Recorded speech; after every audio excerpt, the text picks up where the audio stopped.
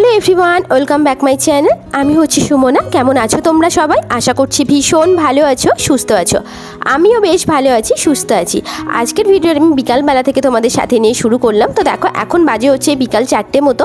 তো আমি এখন যাবো হচ্ছে তোমাদের দাদাভাইয়ের সাথে একটু ঘুরতে। তো তোমাদের দাদাভাই যে কদিন বাড়িতে থাকে মোটামুটি আমরা চেষ্টা করি যে বিকালবেলাটা একটু এদিক ওদিক যাওয়ার, কারণ এই কয়েকটা দিনে তো আমাদের কাছে ঘোরার সময়, তারপর ও চলে যায়, তারপর সে বাড়িতেই থাকতে হয়। তো যাই হোক, এখন আমি আলমারি খুললে খুঁজে পাচ্ছিলাম না যে কোন জামাটা পরে যাব। আর এটা আমাদের সব মেয়েদেরই সমস্যা হয় যে আলমারি খোলার পর বুঝতে পারে না। এদিকে কিন্তু অনেক ড্রেস থাকে কিন্তু বুঝতে পারি না যে কোন ড্রেসটা পরে যাব। তো যাই হোক, আমি এই ড্রেসটাই বেছে বার করলাম।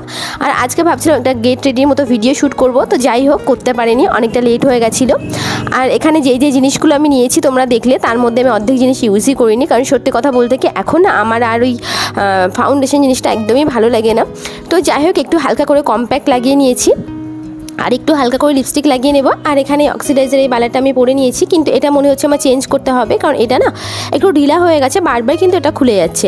আর অনেক দিন পর মনে হলো জানো তো যে আজকে একটু আইলাইনার পরি, তাই ভাবলাম যে একটু আইলাইনার পরিনি। কিন্তু বিশ্বাস করো এতগুলো দিন পরা হয় না, আমি ভুলে যাই। আগে না একটা অভ্যাস ছিল যেন খুব সহজে আইলাইনারটা পরে ফেলতে পারতাম, কিন্তু এখন না এত অসুবিধা হয়, ঠিকঠাক করে যেন পরতেই পারি না। মানে এদিকে মুছতে হয়, ওদিকে মুছতে হয়, এইসবের জন্য আমার আর ইচ্ছাই করে না এইসব পরতে। তো যাই হোক, দেখো মোটামুটি আমি এদিকে রেডি হয়ে গেছি। এবার হচ্ছে পালা হচ্ছে চুলের। আর এই চুলটা আমি কোনোভাবেই ঠিক করতে পারি না। তো যাই হোক, মোটামুটি আমার তো একটা স্টাইলই আছে, তো ওটাই দিয়ে নিলাম। তো চেষ্টা করছি একটা চুলে কিছু করার, তো দেখি কবে যেতে পারি। তো যাই হোক, দেখো এদিকে মোটামুটি আমি রেডি হয়ে গেছি। আর এখানে ভাবছিলাম যে এই ব্যাগটা নেব। এই ব্যাগটা আমার খুব পছন্দের একটা ব্যাগ বলতে পারো। আর ব্যাগটা ভীষণই এক্সপেন্সিভ, ভাবছিলাম যে এটাই নিয়ে যাই, কিন্তু আবার ভাবলাম যে কাছে পিঠে যাচ্ছি, কোথাও নেব না, থাক তুলে রেখে দিই, যখন দূরে কোথাও যাবো নিয়ে যাবো। আর তোমাদের দাদাভাই তো আমাকে বকতে থাকে যে তুমি এই করো, মানে সব জিনিস তুলেই রেখে দাও। তো যাই হোক, এই দেখো আমরা রেডি হয়ে গেছি। আর আজকে কিন্তু আমি আর তোমাদের দাদাভাই পিঙ্ক পিঙ্ক পরেছি, আমার ছেলে কিন্তু একটা অন্যরকম হয়ে গেছে। তো যাই হোক, আমরা তিনজন এখন যাব হচ্ছে ঘুরতে। আর আমাদের তিনজনের ছোট্ট সংসার, আর আল্লাহর কাছে এটাই দেওয়া চাই যে সারা জীবন যেন আমরা তিনজন এইভাবেই হাসি আনন্দে কাটিয়ে দিতে পারি। যেমনভাবে আল্লাহ আমাদের দিনটা চালিয়ে নিয়ে যাচ্ছে, তেমনভাবেই যেন আগামী দিনগুলোও চলতে থাকে। তো যাই হোক, দেখো চলে এসেছি কল্যাণীতে। আর কল্যাণীতে এলেই এই কলেজটার সামনে যখনই আসি না, তখনই না স্মৃতির পাতাটা অনেকটা ভারী হয়ে যায়, জানো তো। এটা হচ্ছে আমার কলেজ। এই কলেজটাতে একসময়, মানে এই জায়গাটাতে একসময় প্রতিদিন আসতাম, কিন্তু এখন ওই মাঝে মধ্যে আসা হয়। আর যখন এই কলেজের সামনে দিয়ে যাই না, তখন এত খারাপ লাগে, সেই পুরানো স্মৃতিগুলো মনে পড়ে যায়। সেই কলেজ ক্যান্টিনে বসে আড্ডা মারা, বন্ধুদের সাথে খাওয়া দাওয়া, মুভি দেখতে যাওয়া, সেই সমস্ত জিনিসগুলো ভীষণ মিস করি, জানো তো। মনে হয় সেই সময়টা কতই না ভালো ছিল, যদি সেই সময়টা আবার একটু ফিরে পেতাম কি ভালোই না হতো। শুধু কলেজ নয়, ইউনিভার্সিটি, বিএড কলেজ, যখনই সেগুলো সামনে দিয়ে যাই না, কেমন যেন একটা বুকের ভিতরটা একটা মানে অজানা একটা কষ্ট হয়। যাই হোক, জানি না কেন সেই পুরনো স্মৃতিগুলো ভীষণভাবে মনে পড়ে যায়। তো যাই হোক, দেখো এখানে আমি হেলমেট পরে আমার একটু অস্বস্তি হচ্ছেই বলতে পারো, কারণ হেলমেটটা আমি পরে একদমই থাকতে পারি না, আমার ভীষণ অস্বস্তি হয়। তো দেখো আমি হেলমেটটা কিন্তু ঠিক করে লাগিয়েও নিই না, কিন্তু হেলমেটটা আমাদের সেফটির জন্য তো পরতেই হয়। আর আমি কিন্তু যখনই কোথাও যাই তখন কিন্তু আমি হেলমেটটা অবশ্যই ইউজ করি, কারণ আমি জানি যে এটা আমাদের সেফটির জন্য সবারই কিন্তু এটা পরা উচিত। আর দেখো বিকালবেলায় কল্যাণী শহরটা দেখতে কিন্তু ভারী সুন্দর লাগে। আর শহরের পরিবেশটা আমার ভীষণই ভালো লাগে। দেখো যে যার মতো, কেউ কারোর বাড়িতে যায় না, কেউ কারোর বিষয়ে কোনো ইন্টারফেয়ার করে না। কিন্তু গ্রামের পরিবেশও বেশ ভালো লাগে। কিন্তু গ্রামে একটাই সমস্যা যে মানে কি বলবো, মানে সবাই নিজের বাড়ির থেকে বেশি অপরের বাড়িকে নিয়ে বেশি চিন্তিত থাকে। তো যাই হোক, দেখো আমরা চলে এসেছি। আর তোমাদের দাদাভাই আমাকে ঘুরতে নিয়ে যাবে করে, মানে যাবে করে, দেখো কোথায় নিয়ে এসেছে। ও আমাকে গঙ্গা দেখাতে নিয়ে এসেছে। ও আমাকে বলছে যে চলো তোমাকে গঙ্গা দেখাতে নিয়ে যাব। তো আমি ভাবছি হয়তো কোথায় নিয়ে যাবে। আর আমি সত্যি কথা বলতে কি, এই জায়গাটার নাম কিন্তু প্রপার আমি মনে করতে পারছি না জায়গাটা কি, তবে জায়গাটা ভীষণ সুন্দর ছিল। আর গঙ্গার ঢেউটাও কিন্তু বেশ ভালো লাগছিল। আর বিকালবেলা মানে পরিবেশটা এখানে এতটা ভালো লাগছিল। আর এই দেখো এই যে জিনিসটা আমি দেখছিলাম আর ভাবছিলাম যে এখানে যদি কেউ আমাকে উঠিয়ে দেয়, আর উঠিয়ে দিয়ে কেউ যদি আমাকে বলে যে নিচের দিকে তাকাতে, তো রীতিমতন আমি হার্ট ফেল করেই মরে যাব। মানে এরকম একটা অবস্থা আমার হয়ে যেত। আমি ব্রিজের উপর দাঁড়িয়ে আছি, তাই আমার এত ভয় লাগছে, আমি তোমাদেরকে বলে বোঝাতে পারবো না। আর এমনিতেই না সত্যি কথা বলতে কি আমার একটু ভয় জিনিসটা বেশি, এটা স্বীকার করতে আমার কোনো মানে কি বলবো আক্ষেপ নেই। তো যাই হোক, দেখো আর এই বিকালে কিন্তু এই ব্রিজটার উপর সবাই ভিডিও ফটোশ্যুট করতে আসে, অনেক লোকজনই কিন্তু এখানে আছে। তো আমার ছেলে ছিল, আমার কিন্তু প্রচণ্ড ভয় লাগছিল আমার ছেলেকে নিয়ে। তো যাই হোক, এদিকে দেখো তোমাদের দাদাভাই কেমন ফটোশ্যুট করছে দেখতে পাচ্ছ আমার পেছনে। তো যাই হোক, ও খুব একটা সচরাচর ফটো তুলতে চাই না, তো এখানে এসে যে ওর ফটো তুলতে ইচ্ছা হয়েছে, এটাই দেখেই বেশ ভালো লাগলো।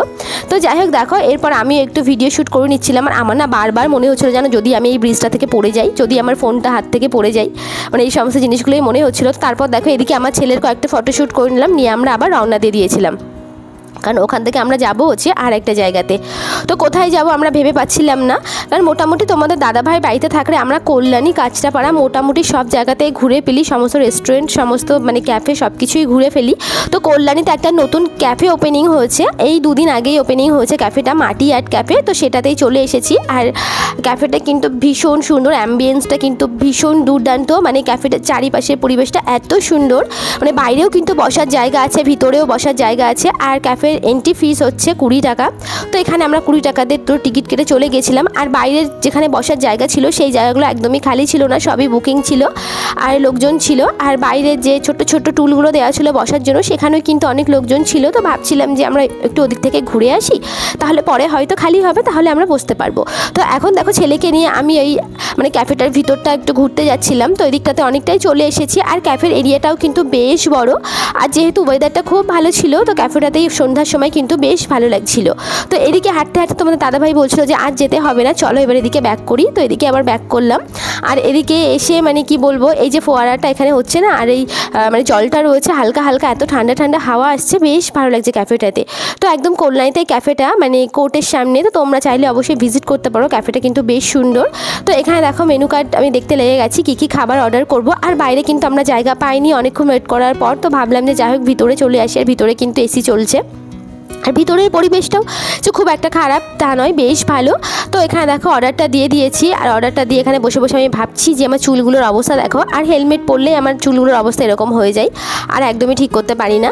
তো যাই হোক এখানে একদম পাগলের মতো আমার চুলের অবস্থা হয়ে গেছে। তো এখানে আমি বসে রয়েছি। তো যেগুলো খাবার দাবার অর্ডার করা হয়েছে সেগুলো আসলে খেয়ে দিয়ে তারপর আমরা আবার এখান থেকে বেরিয়ে যাব।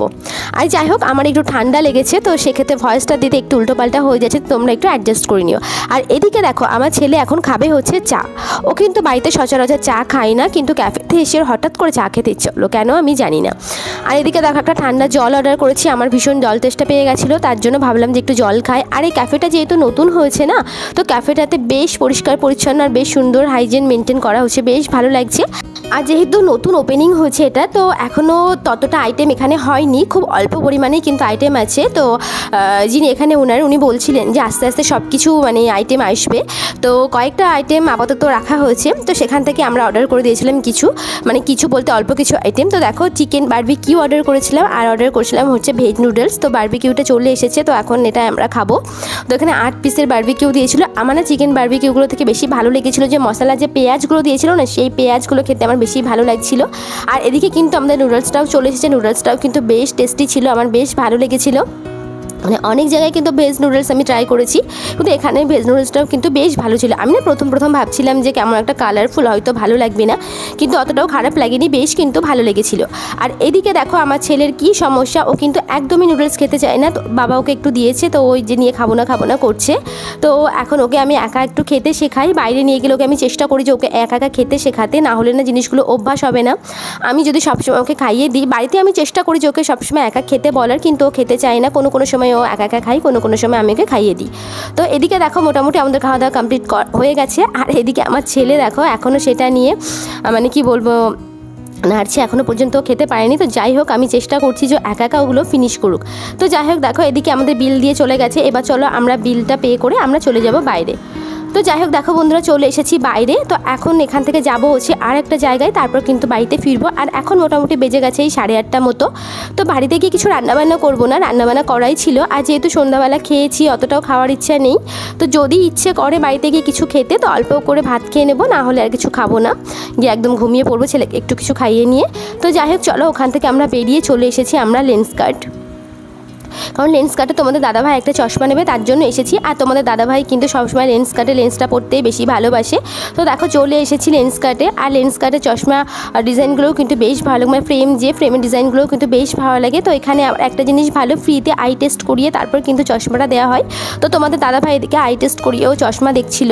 তো মোটামুটি অনেকগুলো চশমা আমরা দেখছিলাম যে কোনটা নেওয়া যায়। তো যাই হোক বন্ধুরা চলো আজকের ভিডিওটি তাহলে আমি এই পর্যন্ত রাখছি। ভিডিওটি কেমন লাগলো জানিও, ভালো লাগলে অবশ্যই ভিডিওটিতে লাইক করে চ্যানেলটিকে সাবস্ক্রাইব করো। তো চলো দেখা হবে নেক্সট ভিডিওতে। আজকের মতো সকলকে টাটা, সকলে ভালো থেকো, সুস্থ থেকো।